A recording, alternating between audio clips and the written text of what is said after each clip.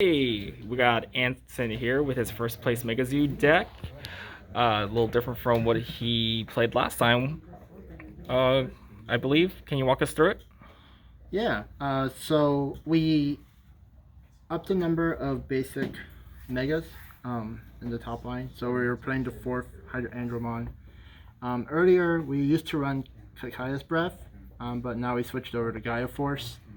We added the Black TK.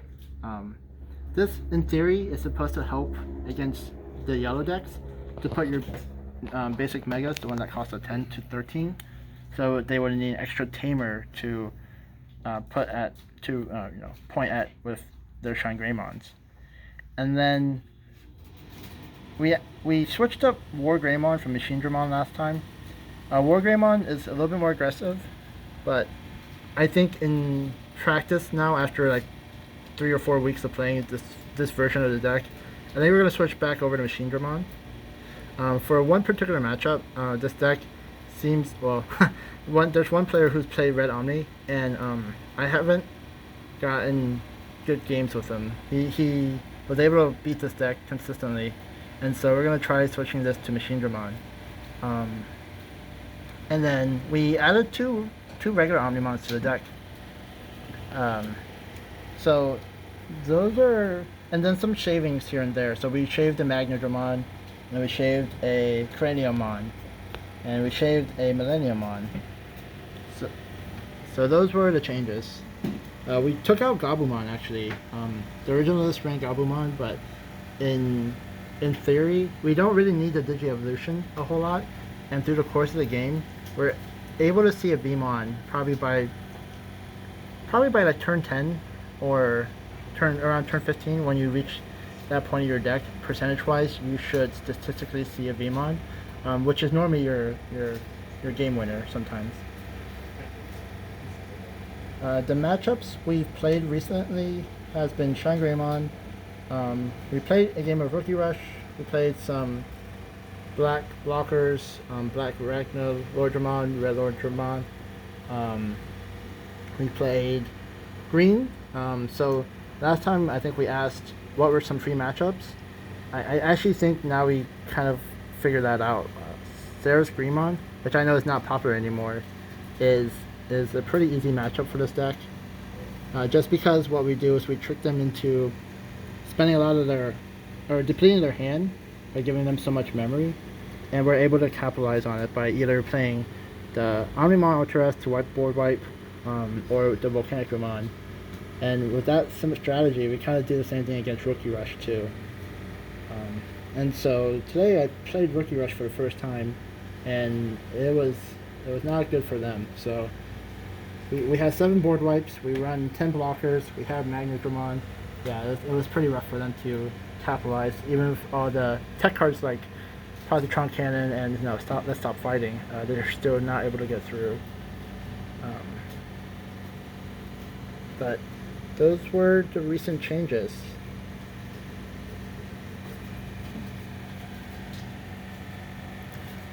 So, for the most part, after making this swap, uh, having a brain fart, just thinking some questions. At any point, did it ever feel like some matches were hard at all for you?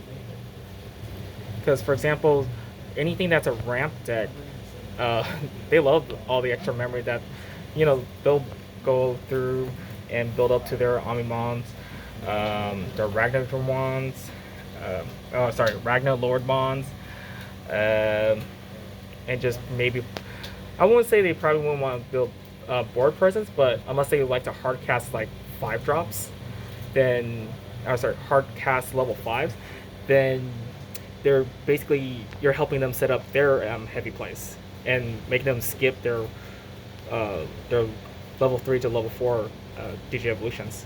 Yes. So against Ragnar Lordramon, I think we have enough checks in terms of Omnimons and Gaia Forces to sometimes punish them when they build a big Digimon, and so they spend all that resources to build that one guy up, and then they get kind of punished from that. and then they have nothing else on the board afterwards, right? Um, the only time that it matters is it feels like opposing Omnimon decks, like the red one, capitalize the best on it, depending on their version. So, if you're playing against an Omnimon player that is focused on the regular Omnimon, that version is a lot better against this deck, which is the person that I keep on losing to. He runs 4 regular Omnimons instead of the normal split. I think a lot of people are running 4 Omnimon Ultra and 2 Omnimons. I think that's what the current trend is. But the person in our locals played the opposite trend, or the inverse. So that seems like the worst part. But against like Sean Greymon, when we give them that much memory, yes, they're able to build, and it depends if they were lucky in their hand, right? They have to see essentially 3 tamers in the top 6 or 7, 8 cards, right? And sometimes they don't get there, right? This is what the deck kind of does. It forces your opponents to have their outs immediately and always have to play essentially the best hand that their deck can possibly give. So it's about consistency versus it's about the deck's consistency versus the other deck's consistency. But for some decks, yeah, giving them that much memory isn't actually too much of a problem, because even if they answer the first threat, you still have the second threat and the third threat and the fourth threat. So everything you play are just bombs. They're just really big.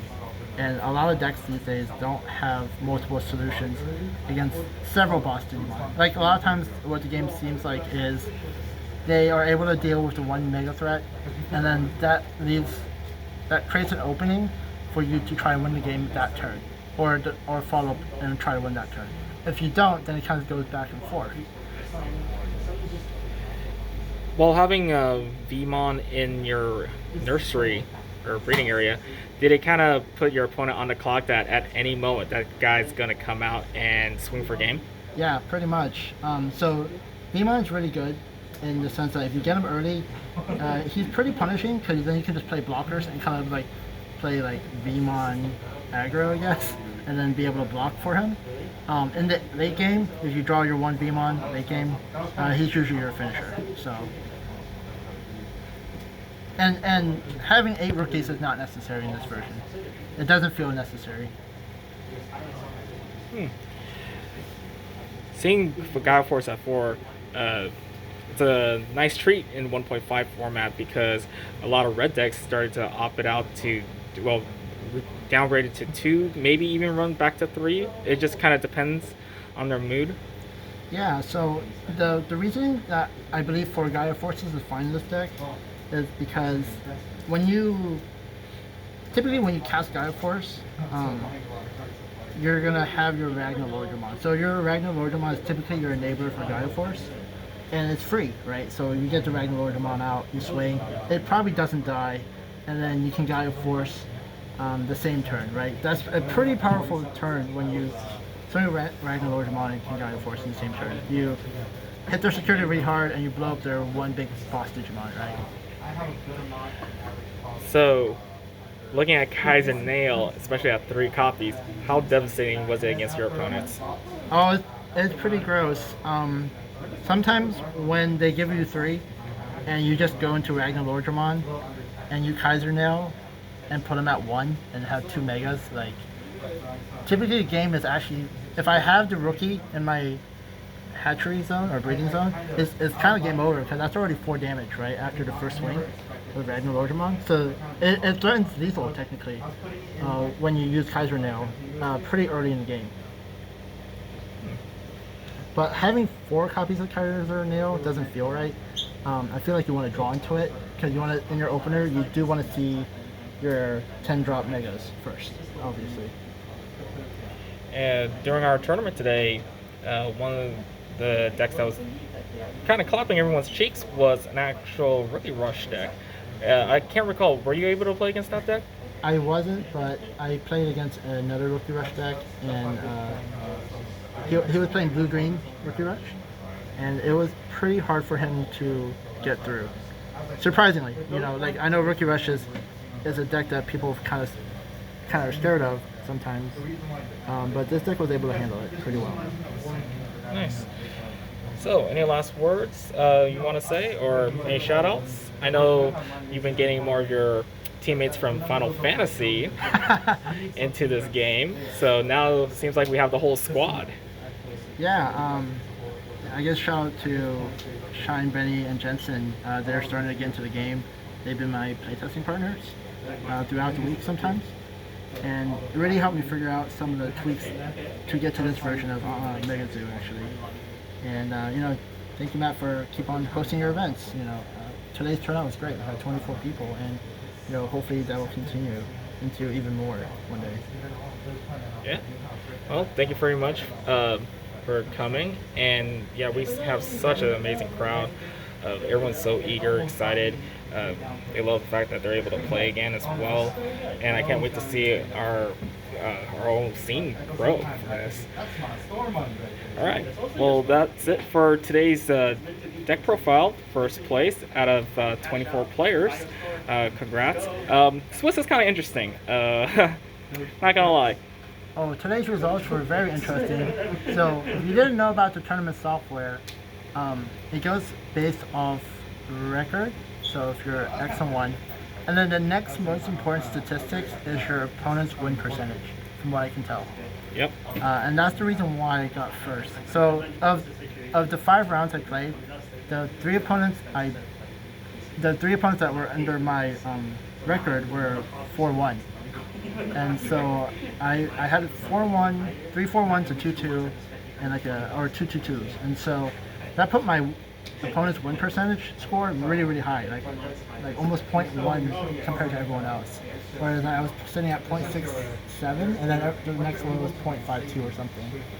So in terms of the tournament software, just trying to keep that in mind. So the better opponents you play throughout the tournament, the better it is for you in general. And the better that your opponents do in the tournament is way better for you, because that seems to be the next scoring mechanism. Yeah, and dropping out does hurt records. We had at least 3 players drop. We had 2 show up late and took a round loss at the first round out of 5. So a lot of factors went into the scores. And especially players who are playing in tournaments. Even though if you win by time, it's not that great when it comes to comparing other players' records in a Swiss tournament.